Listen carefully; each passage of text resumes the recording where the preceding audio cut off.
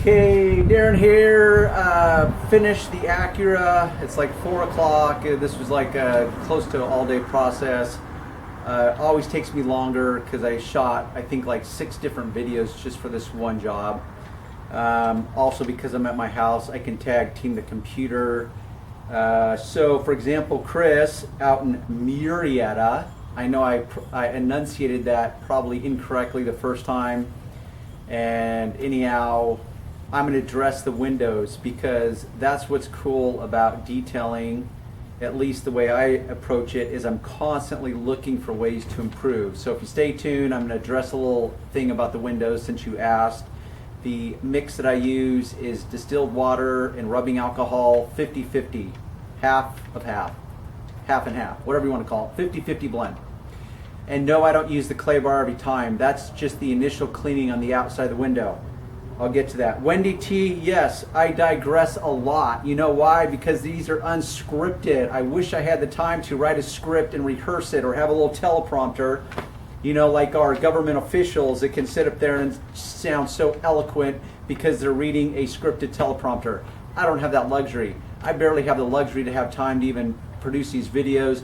So it's always on the fly. I always have a million thoughts going through my head. It's like, okay, I got to try to remember what can I teach you guys out there that's relevant in the morning, that's relevant in the moment. So it's like on information overload. So my brain's spinning and whirling and I'm trying to get the words out and I stumble over my own thoughts.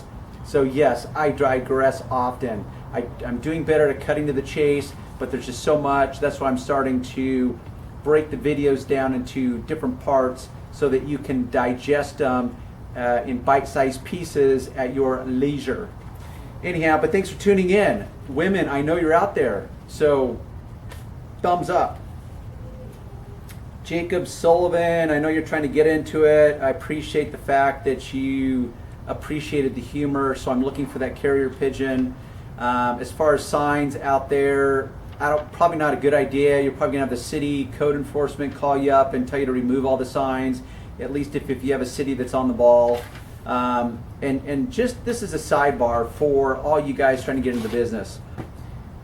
Most blue collar business artisans, whether craftspeople, whether it's cabinet makers, woodworkers, detailers, go down the list.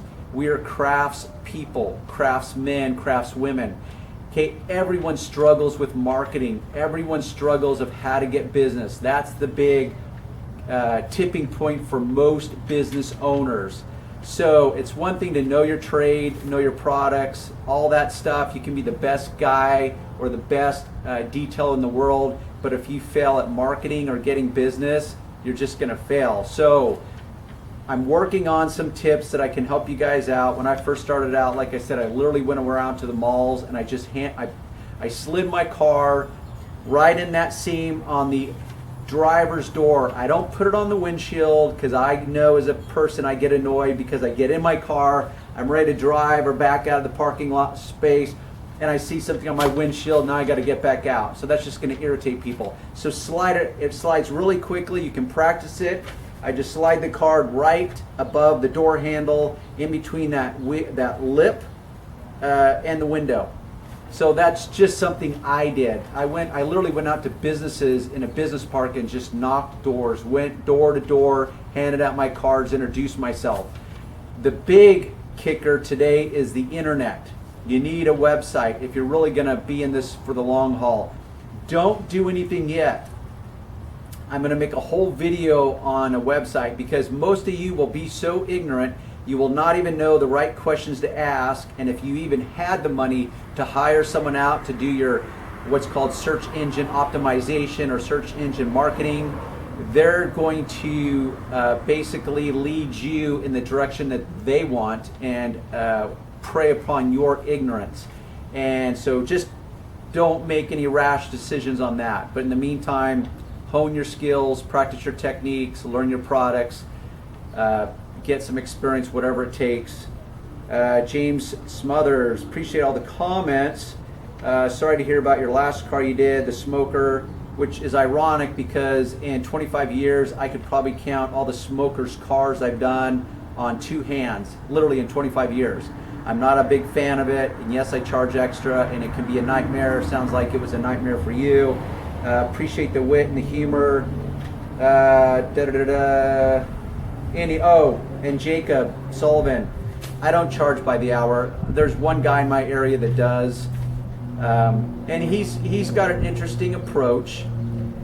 But I think it's an area that most customers do not want to embrace. They want to quantify things. They just want to know how much. This is a big convoluted subject, so I don't charge by the hour. In my head, I know what I want to make per hour. So for me, at a minimum, it's going to be $50 an hour, but I'm shooting for more like $75 per hour and up based on the type of work I'm doing. But I don't announce that to my customers. You can go to my website. It's in full view as to what I charge for prices. My details start at $250 to $300 for a light colored sedan without any paint correction anyhow. So they're all there. So back to the point. See how much I digressed in trying to answer your questions? Let me take you in for a closer view, because as I said, I'm constantly not constantly changing my techniques, but I'm refining them. I'm always looking for better ways. If you recall, at the beginning of this video, I did some headlamp restoration. Look at those headlamps. Those babies are like brand new.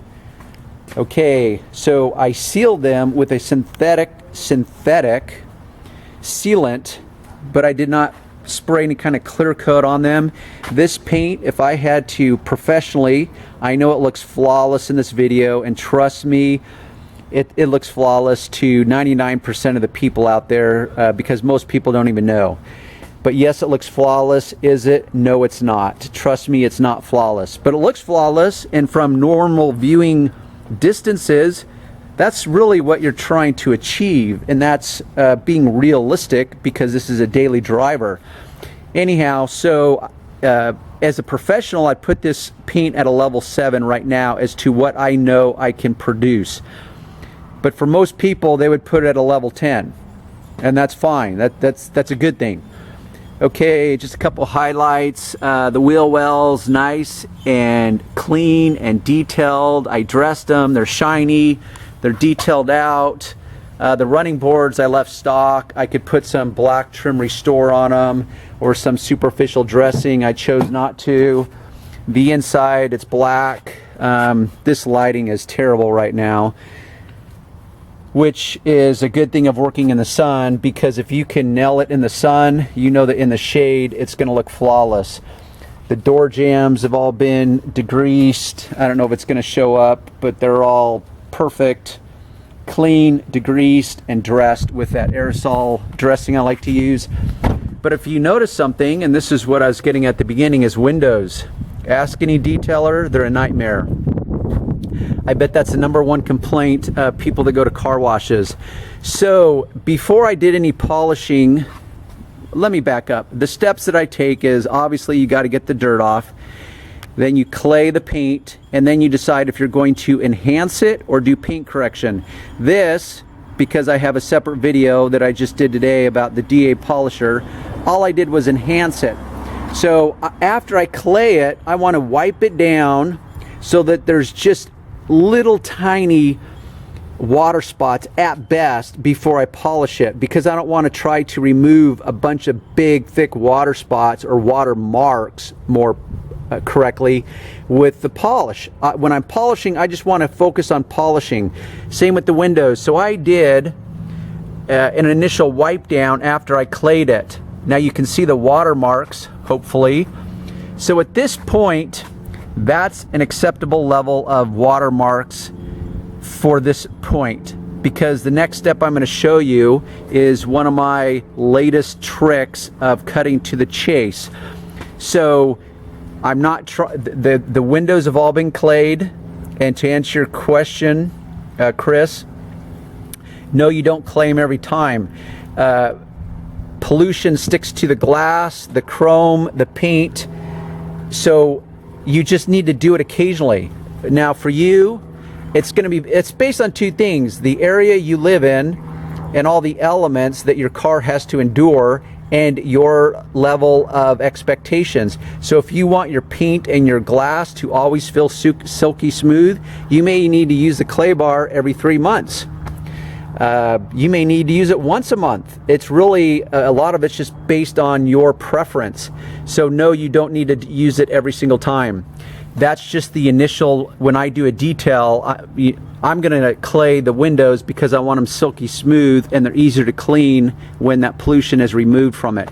So that's already been done. So at this point, the windows have been wiped on the inside and the outside initially. Like I said, if you have a lot of buildup on the inside, you can use rubbing alcohol and distilled water, cut 50-50 to break down that haze on the inside. But that, once again, if you keep up on them, you don't have to go through that every time. So let me cut this and get my materials.